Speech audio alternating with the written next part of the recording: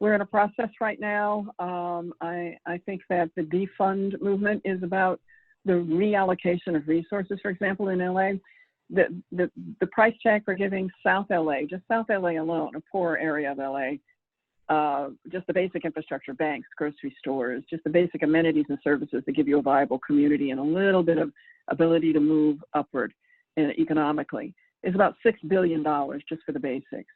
Well, you know, that $6 billion is 3% of the $1 trillion tax giveaway so that Eric Trump can get a second yacht. And it's 4 Boeing contracts for weapon systems that we don't need. The military tells you we don't need. You can go after police budget, but you also have to go reallocate all of the county and city monies to serve a post-COVID attack on inequality political terrain.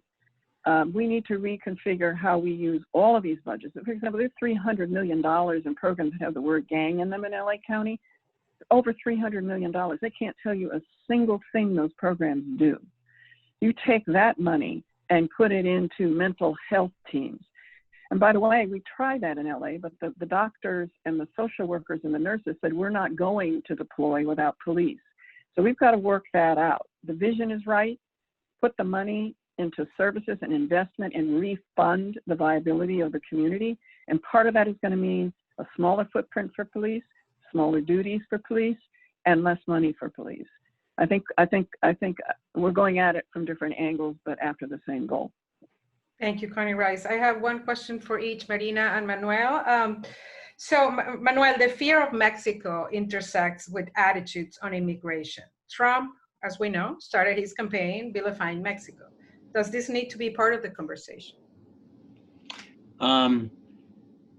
Yeah, I mean, one of the remarkable things I think, as most of you know, is that net migration from Mexico has actually been negative for the last about 4 or 5 years. And it's a function not of enforcement, but of the fact that fertility rates in Mexico fell dramatically. So there's less of a push factor, and the Mexican economy has actually been not in great shape, but doing well relative to the U.S. economy, so less of a push factor. In fact, my joke usually is that currently, if we built a wall on the border, we're just penning Mexicans into the United States, which is.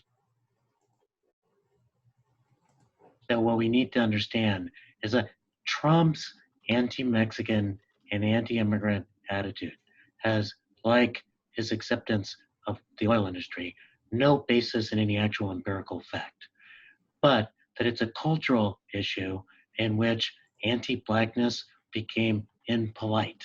And so his racism got cloaked in an anti-immigrant attitude and a sense that somehow he's trying to bring African Americans on board when he isn't really trying to do that. So I think we need to understand it in that broader context. And Pilar, I actually have to jump to another thing. So I know, yo sé que una persona que quería que yo hablara un poco en español, diciendo que el punto es que nosotros estamos en un momento muy esencial en este momento en el país, en que tenemos la posibilidad de ir en una dirección completamente diferente en términos de justicia con respecto a la policía, justicia con respecto a la economía, justicia con respecto a la educación. Y para hacer este cambio, nosotros tenemos que reconocer los movimientos sociales en las calles que están tratando de hacer el cambio que puede beneficiar a todos los americanos, a todos los ciudadanos de esta sociedad. Un momento en que tenemos que examinar las historias de la gente y realmente reportar lo que está pasando con las personas de color en los Estados Unidos. Anyway, thank you so much. Thank you so much, Manuel. Thank everybody else very much. Much love to Marina and to Connie. Thank you so much. And if any other speaker has to jump out, I understand. But we do have a question for Marina. Do you see a social movement emerging in high-tech companies, similar to the birth of the labor movement?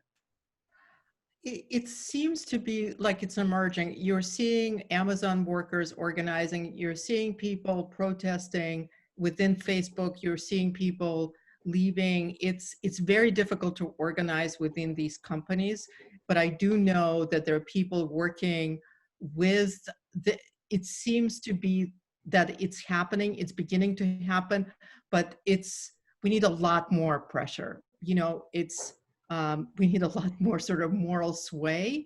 And also, you know, for a lot of young people to go to these companies, given the high unemployment and given it's that this is an opportunity for them, and it's very difficult. This is very enticing to join these companies, but I do think that there's a lot more organizing that needs to happen within those companies. And I think that the people who are working there, there's large groups of people within those companies, and I think growing, who can organize. Yes.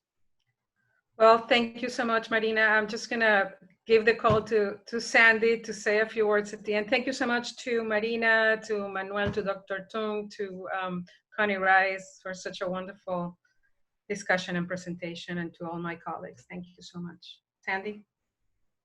I echo exactly what you said. I'm truly moved and illuminated by the presentations.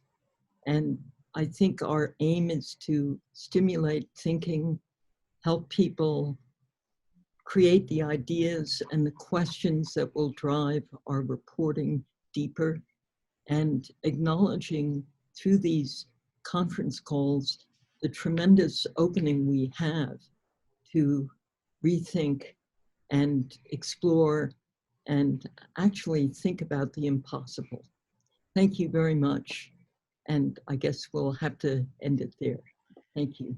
Thank you. Thank you. And